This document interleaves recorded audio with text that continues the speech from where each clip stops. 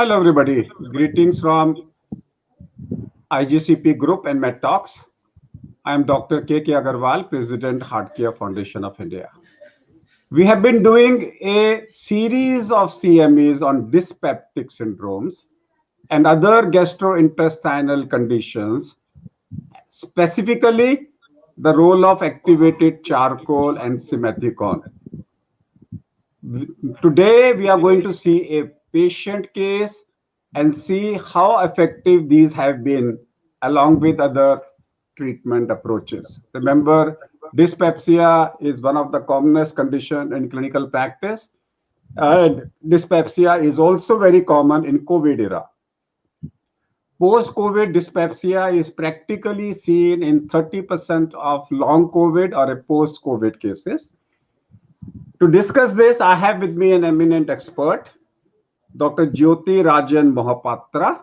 He's a gastroenterologist with vast experience in medical procedures such as temporary cardiac pacing, insertion of central venous line, advanced cardiopulmonary resuscitation, and grand hepatobiliary procedures. With a vast work, national and international work experience, he has been a prominent researcher with several publications to his credit. A gold medalist in his college, he also has won several scholarships. I present to you Dr. Jyoti Rajan, and we are going to discuss a case. Let me show you a case today. Let me screen share and share a case report. This is a case which will be our point of discussion. A 30-year-old female with past history of depression complains of intermittent pain in the upper abdomen. Upper abdomen means heart, diaphragm, stomach, gallbladder, we have liver, we have pancreas. So these are the areas in the upper abdomen which has been occurring over the last 5 to 7 months. Anything more than 3 months, we say is chronic abdominal discomfort. The pain generally occurs over 2 to 3 times per week, means episodic, and after eating. Now, this word after eating is very, very, very important, which leads us to a post-meal disorder. Pain occasionally radiates to the sides, lasts for half an hour to 1 hour, and then eases off gradually. So this is not a persistent pain. This is episodic pain in the epigastric region, which appears after a meal. Patient cannot describe any exacerbating or mitigating factor. She has not experienced vomiting or heartburn, though occasional nausea and bloating has been there. Remember here the word bloating. Remember here nausea, but absent of heartburn, which is ruling out gastroesophageal reflux disease. According to her, there have been no change in her bowel habits, which would occur in irritable bowel syndrome. No melena, so it is non-pathological. She has gained considerable weight in the last 5 to 7 months. Is it depression? Is it abdominal discomfort? That we are going to discuss. She does not smoke or drink alcohol. In general, views seems otherwise normal. That means otherwise she is fine. So what is your initial view about this patient? What is your initial view about this patient? That's what I'm going to ask Dr. Mohapatra. Thank you, sir, for asking me this question. As you have already mentioned, this patient has got dyspepsia. As you know, dyspepsia means dyspepsia is a Greek word, which was a maldigestion or mal absorption process. So basically, maldigestion is there. What is the, according to the Rome criteria, we'll be discussing Rome criteria. What is the Rome 4 criteria will be the latest, because before doing this, making a diagnosis, because already you have mentioned there is no red tail signs or red flag signs are there, because no melena, no weight loss and things like that. So I would like to do a physical examination on this patient and see if there is any and palpation and auscultation of the abdomen also, if there is any abdominal lump and what is the location of the tenderness and things like that. So with this clinical examination, because already you have mentioned that it is more than 3 months, and that usually Rome criteria says one of the criteria it should be for 3 months, and at least 6 months duration should be there. And second thing, there should not be any organic pathology in this. And third thing should be any, you have to exclude that there is no bowel disturbance, because if something has a relation to the bowel, means if it is getting better with passing stool, that means association with the IBS is there. So already you have shown this Rome 4 criteria. This is a pain or discomfort, because according to this there are two things. One is epigastric pain syndrome or postprandial distress syndrome. Two things. Epigastric pain syndrome, I'll just read out what has been shown in the Rome 4 criteria. The pain or discomfort is defined by Rome 4 criteria. Persistent or recurring dyspepsia for more than 3 months within the past 6 months. No demonstration of a possible organic cause of the symptoms. No sign that dyspepsia is relieved by defecation or an association with the stool irregularity. As you know, because irritable bowel syndrome considerable overlap in Indian scenario, because about 25 to 30% of patients who have got IBS have got dyspepsia, and similarly in dyspeptic patient about 25 to 30% have got IBS as a synchronized lesion. So last criteria intends to rule out the irritable bowel syndrome as possible cause of the symptoms. However, around 30% of patients with functional dyspepsia have got IBS. And epigastric pain syndrome, predominant epigastric pain syndrome, and postprandial distress syndrome is feeling of fullness or early satiety. Though typically we know that postprandial distress and early satiety is typically in belly lobes, also gastric cancer. But nowadays with gastric ulcer also, you can have the same problem like postprandial distress syndrome and fullness with early satiation. And epigastric pain syndrome is mostly because of the hyperacidity. You get this pain like a peptic ulcer or duodenal ulcer pain. So we will still like to know now the differential diagnosis in a female, because we say, so I will specifically say how will we rule out acid peptic disease, GERD, gallbladder stone, how will it be unusual atypical cardiac involvement, or I want to rule out a chronic relapsing pancreatitis or a malabsorption syndrome. How do I differentiate them? To have a differential diagnosis, because the organs lying there are basically gallbladder, liver, pancreas, stomach and duodenum, and sometimes from the heart you can have pain there, and from the back, like a patient who has got herpes zoster and things like that, you can get a pain in the upper abdomen. So to be very precise, we have to have two investigations to number first to start with. One is ultrasonography, that is to exclude the gallbladder disease, pancreatic disease, and other associated lesion or space occupying lesion associated there. So to have this biliary stone or biliopancreatic disease or gallstone disease, ultrasonography is must. And second thing is upper GI endoscopy, because upper GI endoscopy has got two things. One is to make a diagnosis if there is a positive finding, and second thing, if there is a H. pylori infection, you can ask for H. pylori infection. We call it a rapid urease test. During the endoscopy, we can take a tissue from the stomach and put it into a slide and look for the urease enzyme that is present and that splits to ammonia. So rapid urease test. So two things, ultrasound, endoscopy. Simultaneously, if you are thinking of a cardiac problem, we can ask for electrocardiogram just to see if there is inferior wall changes or things like that, or if there are any ischemic changes in the cardiology. And similarly, we can do a routine blood checkup, similar like for hemoglobin, you can ask for ESR, you can ask for C-reactive protein and things like that. These things can be there associated just to make diagnosis, make it easier to make a good differential diagnosis. So ultrasonography, endoscopy are the mainstay to make it, because you have to exclude an organic lesion to make a complete diagnosis according to Rome criteria. So can I mix both of them together and do endoscopic ultrasound if available and if person can afford? What happens with the endoscopic ultrasound? You can see most of the things that is okay, but what happens is with the endoscopy, certain things are seen better because certain mucosal things can be better because with the endoscopic ultrasound you have to retrovert the scope to look at the fundus because with the endoscopy ultrasound it is a thicker scope and it is a lateral viewing scope because if you are doing a forward viewing and because there are two things, one is a direct viewing US scope and other one is a side viewing US scope. So they commonly use for therapeutic reason we use a side viewing US scope, and because with side viewing scope retroflexion is not easy, and with forward viewing because it's a thicker diameter it's become difficult to do any therapeutic procedure like doing a biopsy H. pylori test. You can do both because you can ask simultaneously. You can ask for the gallbladder pathology. You can see the pancreatic pathology.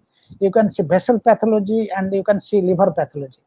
So, if you ask me, if you combine this procedure, US procedure, I think that is good for certain things. For example, pancreatic pathology, it's very good. Sometimes for bile duct, lower bile duct pathology, it's good. But for ultrasound, it's good for gallbladder disease and upper part of the bile duct and liver. So once we have diagnosed clinically that clinically patient is normal, he is complaining of postprandial dyspepsia-like symptoms. We have done a 6-minute walk test. We know that his cardiac involvement is not there, which is once we rule out a cardiac involvement, endoscopy has been done, red flags have been ruled out. Now, these are the patients who require a proper management, may require a long-term management apart from lifestyle, exercise, proper diet, and they have to take a diet which does not produce dyspepsia. And there are many concepts into the diet. So a proper diet decided by your nutritionist or your gastroenterologist. Once you have done that, then you are still says, I still dyspeptic. Then comes roles of two drugs. One is charcoal, activated charcoal, and second is simethicone.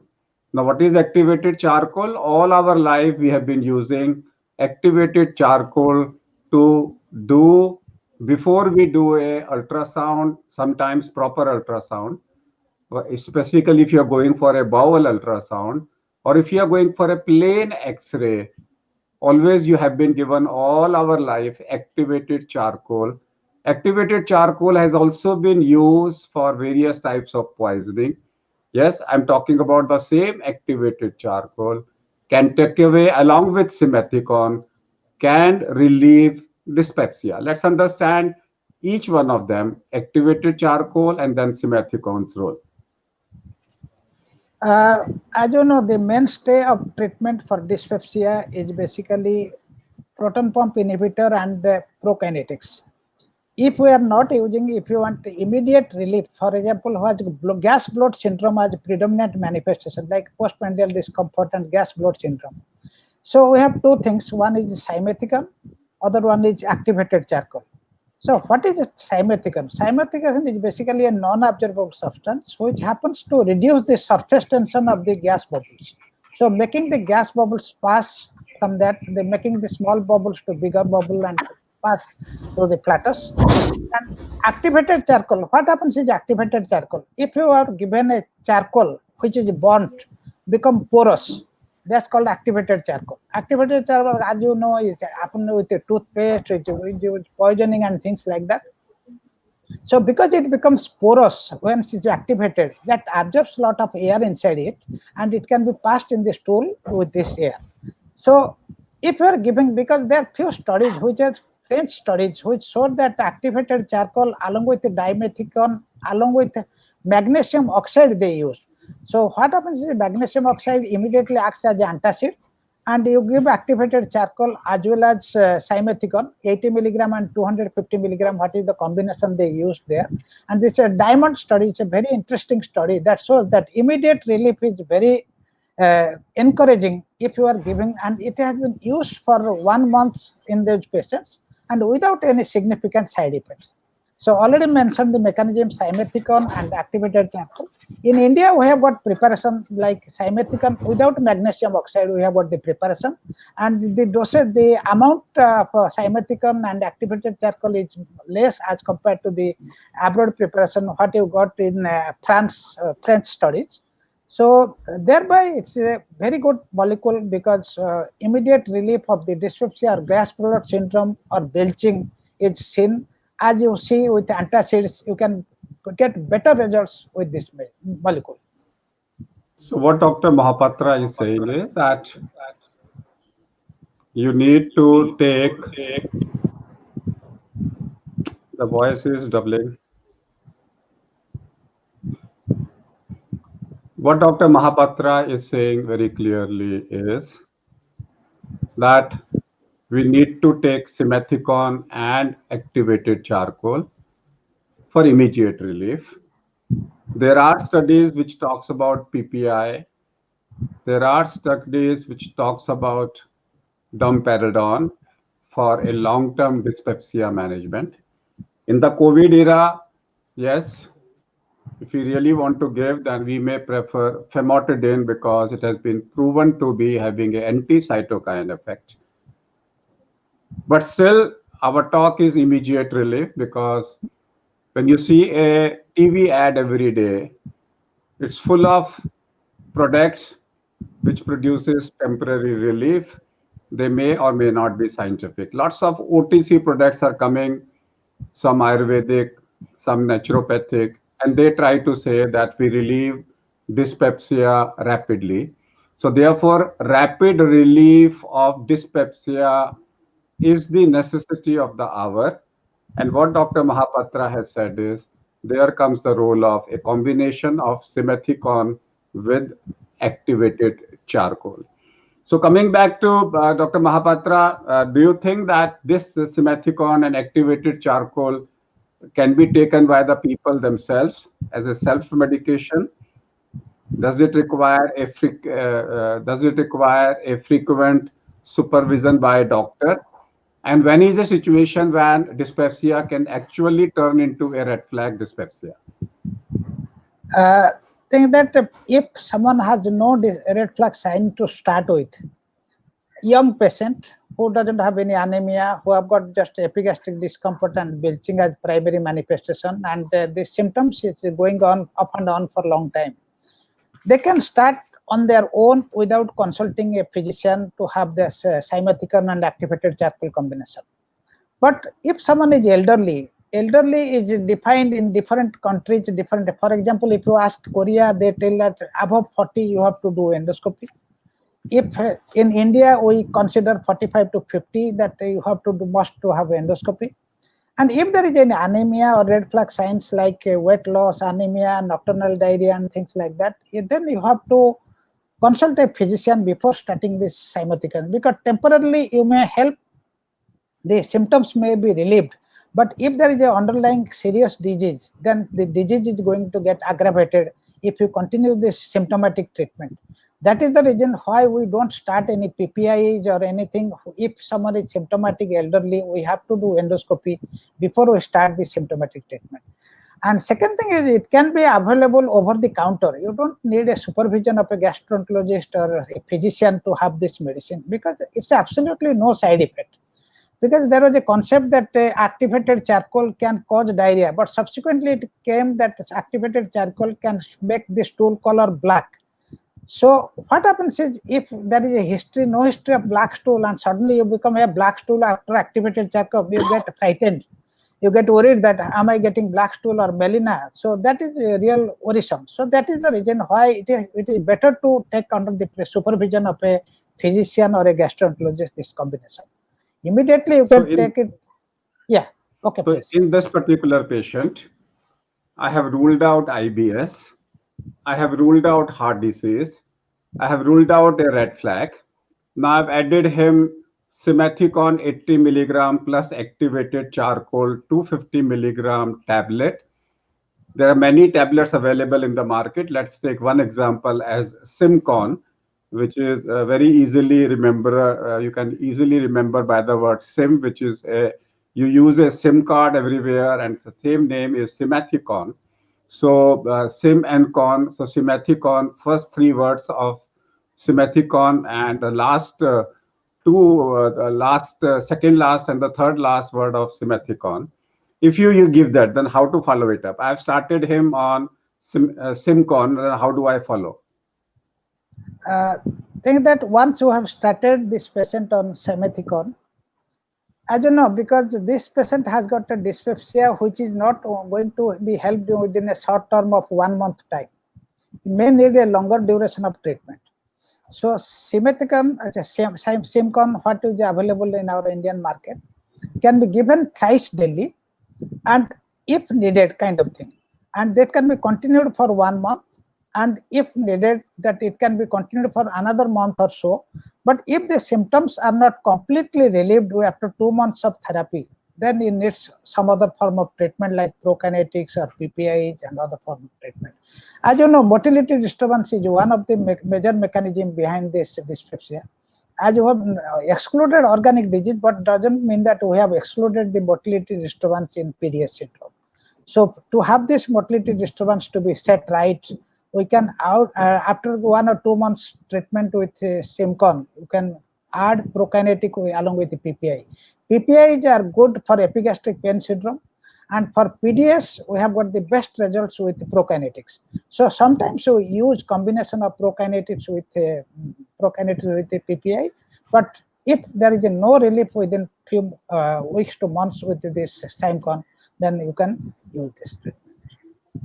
So what I have learned as a physician is that you have three drugs to choose. One is a PPI or a H2 blocker. If it is a post-COVID, I may use a famotidine. Then I need a prokinetic. So I need to choose a prokinetic as the second. And third is I can use a combination of simethicone plus activated charcoal in permutation and combinations. For immediate relief, I have a simethicone plus activated charcoal. Or if a patient is not responding, yes, I can try simethicone plus activated charcoal. So my next question is, say you continue for 1 month. How long can I continue? Because this is a disease which is not going to be all right in one day or Yeah. 1 month. So the think that when we start this treatment, if we are getting better, usually by 1 month, most of the patients symptomatically get better with this treatment. So what happens if you don't get better, then there's no point in continuing for more than 1 month. If you are getting better, then you can continue for 2 months or 3 months maximum. We can use for 3 months. We should not be used for longer treatment with this medicine. And because basically what we have, Dr. Agarwal has already mentioned that basically famotidine or PPI, basically all are anti-secretory agents. So anti-secretory agents are definitely have got some role. But if you are using this simethicone and activated charcoal combination, what I in my practice what I do is I don't use for more than 2 to 3 months. Maximum I use for 2 months. So I want to go back to the case report to finalize our discussion. A 30-year-old female, obviously she is menstruating. Chances of heart disease are less. Past history of depression. So I must act on a cognitive behavior therapy. And I must look into the depression. If I'm not going to take the depression, then the disease is going to come back. Intermittent pain in upper abdomen. So it fills into Rome 4 criteria for dyspepsia. Lasting for 5 to 7 months. So all these criteria fits into Rome 4 criteria of dyspepsia. And patient cannot describe any exacerbating or mitigating factors. So we know that there is no secondary disease we are missing, no red flags, and not experiencing vomiting or heartburn. So we know that there is no organic esophagitis. We know that she has no change in her bowel habits. So we have practically ruled out irritable bowel syndrome, which can present like this. And so therefore, what Dr. Mahapatra has said is this classical case, once we have ruled out a cardiac illness, we will treat her for depression with a proper counseling, and we will give her a treatment, her treatment will include number one, a proper lifestyle, regular exercise, eating slowly so that she's not gulping air into the abdomen. So eat slowly, and then she will take a diet which is balanced in fiber, because if the diet is very high in fiber, that can also cause bloating. We will also check for any drug like metformin, which she is not, but we have not mentioned here. We will specifically ask for a history of, are you pre-diabetic, are you having PCOD, or are you on a metformin like drug, which can cause bloating. Once we have done all of them separately, once we have ruled out all other conditions, one of the options with us is simethicone with activated charcoal for immediate relief. And based on our other findings, once we have done an ultrasound and once we have done an endoscopy, we go for PPIs or famotidine along with prokinetics. My last question to you, Dr. Mohapatra. Now, a patient will not have an ultrasound facility and endoscopy all over.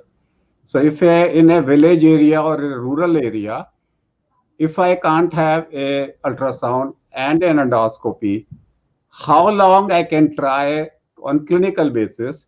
I can do a 6-minute walk test to find out, to rule out a significant cardiac illness. I can check for stool examination for absence or presence of any melena or black stool. And in such a situation, can I try in an area where endoscopy and ultrasound is not available? Symptomatically, I can start simethicone with activated charcoal, give a 4 weeks trial. If the patient doesn't respond, then refer him to the nearest district hospital.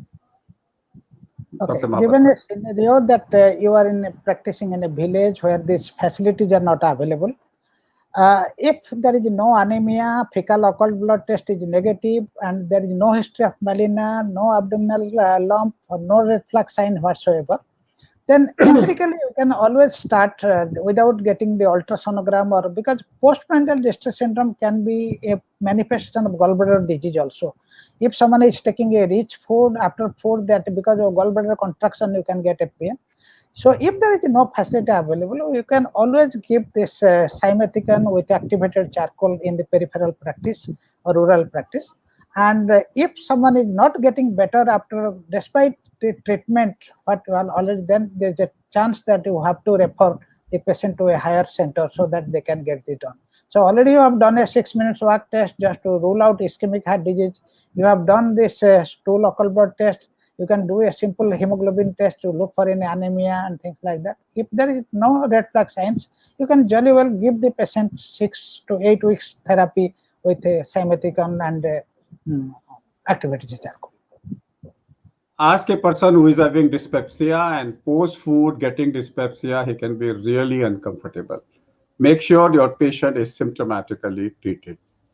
Let me thank Dr. Mohapatra to be here for a wonderful discussion, and all my viewers, kindly go through this video again and again, learn it and start practicing it now. Namaskar. Thank you, sir. Thank you. Bye-bye. Thank you, sir.